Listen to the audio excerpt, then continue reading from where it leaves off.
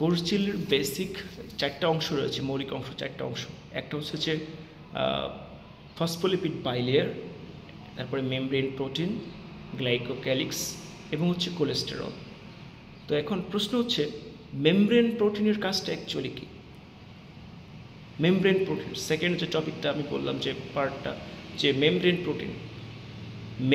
Protein এখানে কাজ করতে পারে as receptor, basically hormone, neurotransmitter এগুলোকে সে কী করতে পারে, রিসিভ করতে পারে। ইভেন সেল যখন বিশেষ করে এন্ডোসাইটোসিস করে, তখন যখন কোনো কিছু ভেতরে আনার যে টাইম হয়, বিশেষ করে এন্ডোসাইটোসিস যেটা বলি আমরা, তো এন্ডোসাইটোসিসের সময় সেটা ফিনোসাইটোসিস বা ফ্যাগোসাইটোসিস, সেক্ষেত্রে কী করে এই মেমব্রেন প্রোটিন কাজ করতে পারে অ্যাজ রিসেপ্টর। তার মানে হরমোন, নিউরোট্রান্সমিটার এছাড়াও এন্ডোসাইটোসিসে সে কাজ করতে পারে অ্যাজ রিসেপ্টর। আরেকটা কাজ করতে পারে সেটা হচ্ছে যে ট্রান্সপোর্ট করতে পারে। মেমব্রেন প্রোটিন ক্যান ট্রান্সপোর্ট করবে অণু, ইলেকট্রন বা আয়ন, এটাকে সে ট্রান্সপোর্ট করতে পারে, পরিবহন করতে পারে। আরেকটা বিষয় বলছি, সেটা হচ্ছে যে এনজাইম হিসেবে কাজ করতে পারে। Membrane protein can work as enzyme. সেটা কীভাবে?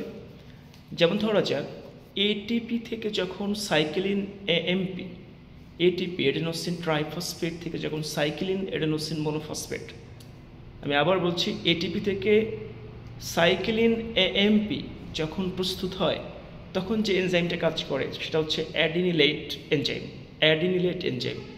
এই এনজাইমটা কিন্তু অ্যাকচুয়ালি মেমব্রেন প্রোটিন।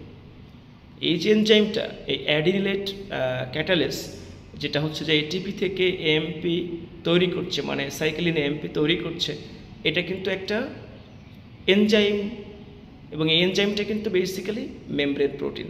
সুতরাং membrane protein is working as enzyme. Clear?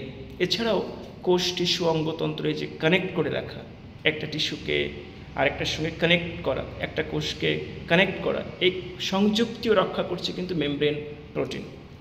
এছাড়াও আরেকটা বলা যায় যে সাইটোস্কেলিটন, যেটা সাইটোস্কেলিটনের সাথে এটাকে কানেক্ট করে রাখা, যুক্ত করে রাখা, এর সাথে থেকে স্থির থাকা। মানে কঙ্কাল বলতে কোষের যে কঙ্কাল, আমাদের যেমন কঙ্কাল, টোটাল একটা কঙ্কাল রয়েছে, বডিটাকে, পেশিগুলোকে স্থির করে রাখে, কানেক্ট করে রাখে, ঠিক তেমনি এই যে সাইটোস্কেলিটন বলি আমরা, যে মাইক্রোফিলামেন্ট, মাইক্রোটিউবিউল, মাইক্রোফিলামেন্ট, দেন হচ্ছে যে কি ইন্টারমিডিয়েট ফিলামেন্ট যেগুলো আছে আর কি, মানে কোষীয় কঙ্কাল বলি আমরা যেগুলোকে।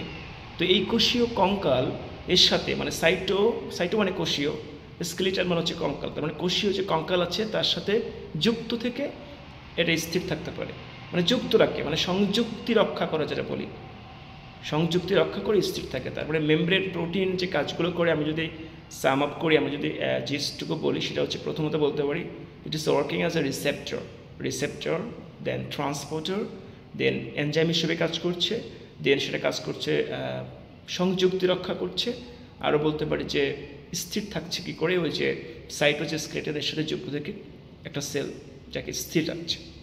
Thank you very much.